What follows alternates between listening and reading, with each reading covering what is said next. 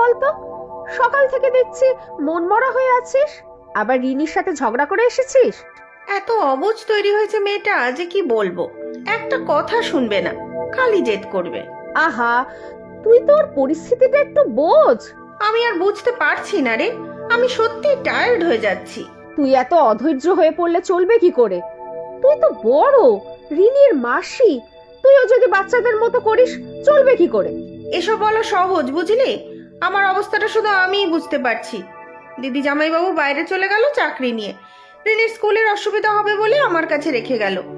আমার বাবা মা তো কবেই মারা গেছে। এখন তো তুই রিনির মা হয়ে উঠবি। না রে, পারলাম না।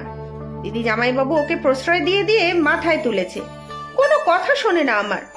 ওর কথা না মানলেই দরজা বন্ধ করে বসে থাকবে, খাবে না, স্কুলে যেতে চাইবে না।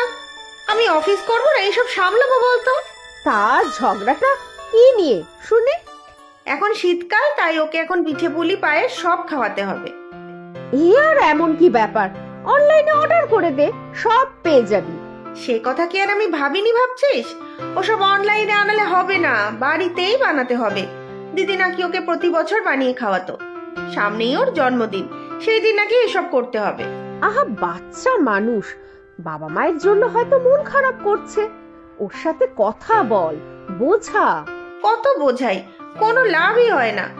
আগে একা থাকতাম, কোনোদিন ডাল ভাত আলু সেদ্ধ যা পারতাম করতাম, ইচ্ছে না করলে হোম ডেলিভারি খেতাম। এখন সকালে উঠে নিজে রেডি হও, রিনিকে রেডি করো, ওর টিফিন বানাও, নিজের খেয়ে আসার সময়ই হয় না। আবার বাড়ি ফিরে ওর এত বায়না, আমি জাস্ট আর পারছি না। আচ্ছা, এখনই এত উতলা হোস না, একটা না একটা উপায় বার করা যাবে। দুজনে দুজনকে একটু সময় দে, দেখবি সব ঠিক হয়ে যাবে। চল একবার ক্যাফেটেরিয়া যাই, মাথাটা পুরো ধরে গেছে, কড়া করে এক কাপ কফি খেতে হবে।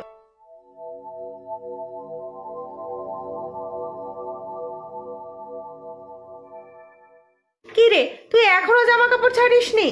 আমার জামা কাপড় কোথায় রেখেছো? আমি খুঁজেই পাচ্ছি না। কি যে করিস রিনি, আল্লাতেই তো আছে ঘরে। জানি না, তুমি এনে দাও। আমার মা আমাকে জামা হাতে এনে দিত।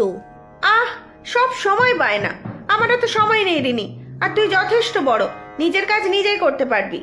আমার খিদে পেয়েছে, খেতে দাও। জামা কাপড় ছেড়ে নে, আমিও ফ্রেশ হয়ে নিয়ে খেতে দিচ্ছি। নে, এবার চুপ করে খেয়ে নে দেখি।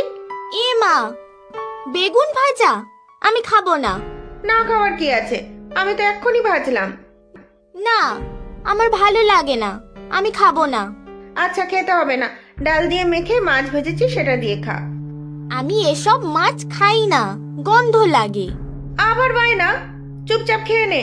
তাহলে লেবু কেটে দাও। এখন আবার লেবু কাটতে হবে? আচ্ছা দিচ্ছি, তুই খেতে থাক।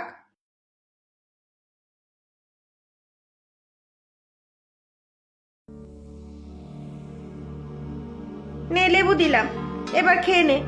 এ কি, তোর পাতের মাছটা কোথায় গেল?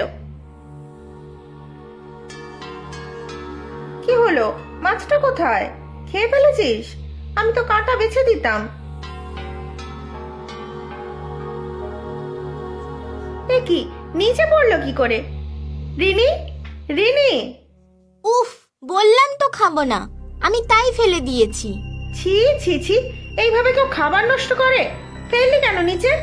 বেশ করেছি, তোমাকে তো বলেছিলাম আমি খাবো না, তাও কেন দিলে আমায় জোর করে? আমার মা আমি যা খেতে